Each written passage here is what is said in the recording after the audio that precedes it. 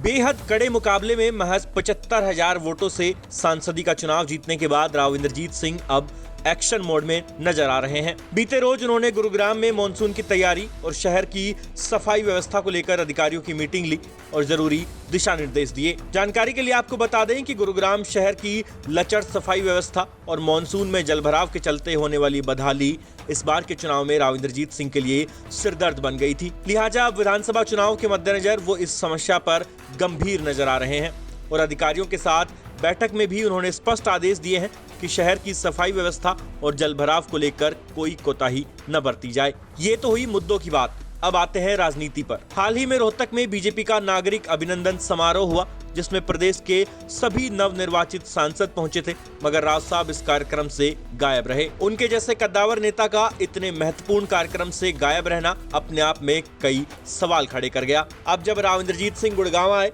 तो हमारे संवाददाता नीरज वशिष्ठ ने उनसे पूछ ही लिया कि वो रोहतक वाले कार्यक्रम से गायब क्यों थे। सवाल सुन मुस्कुराए राव साहब ने भी इसका मजेदार जवाब दिया। आगे बढ़ने से पहले आप सवाल जवाब का ये पूरा सिलसिला सुने। अधिकारियों की बैठक लिया आपने मानसून से पहले।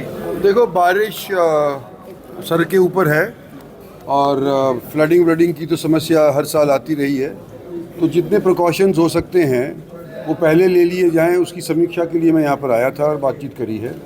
साथ में हमारे जो भूतपूर्व यहाँ पे काउंसलर्स हैं, उन्होंने अपने अपने एरिया की समस्याएं बताई हैं, उसके बारे में भी हल करने की सोच रहे हैं। स्पोर्ट्स फैसिलिटीज़ हैं वो अपग्रेड हों, पानी जो हमारा ट्रीटमेंट का होता है वो ठीक हो और डमडमा तक पहुँचे, आगे तक पहुँचे।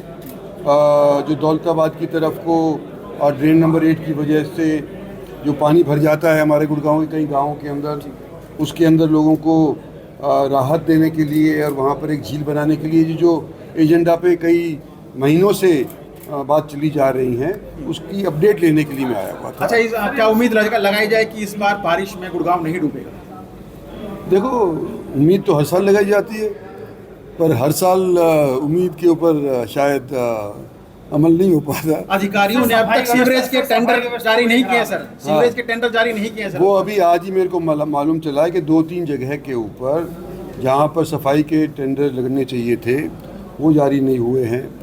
जो एक इको ग्रीन नाम की एक कंपनी है, उसके विषय के अंदर जो खामियां पिछले 5-6 साल से सबके सामने पेश आ रही हैं, उसके खिलाफ कोई कार्रवाई अभी तक नहीं हुई। इस चीज़ की भी चर्चा मैंने करी है और कार्रवाई करवानी चाहिए। सर का स्टेटस क्या है? ये हाई कोर्ट ने स्टे कर दिया। वो अनफॉर्चुनेटली कोर्ट ने स्टेटस कर दिया है, लेकिन ये नहीं कहा कि भाई वो कार्यरत रहेगी।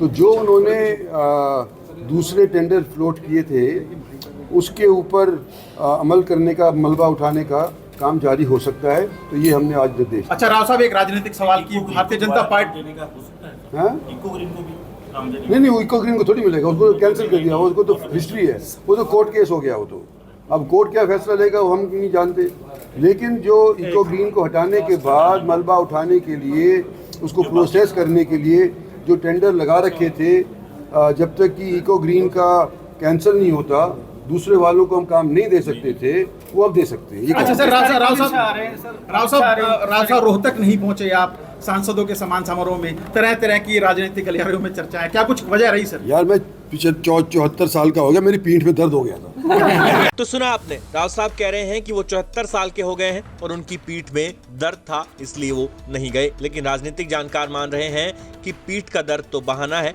असल में टीस राव साहब के दिल में है। और टीस इस बात की है कि उनको इस बार भी राज्य मंत्री के पद तक ही सीमित कर दिया गया, जबकि उनके समर्थक उनके लिए फुल कैबिनेट रैंक की उम्मीद लगाए बैठे थे। बहरहाल अब देखना होगा कि 29 जून को अमित शाह जिस बैठक के लिए हरियाणा आ रहे हैं, क्या उस बैठक से पहले राव साहब की पीठ का दर्द ठीक होता है या नहीं। गुरुग्राम से नीरज वशिष्ठ के साथ ब्यूरो रिपोर्ट, हरियाणा तक।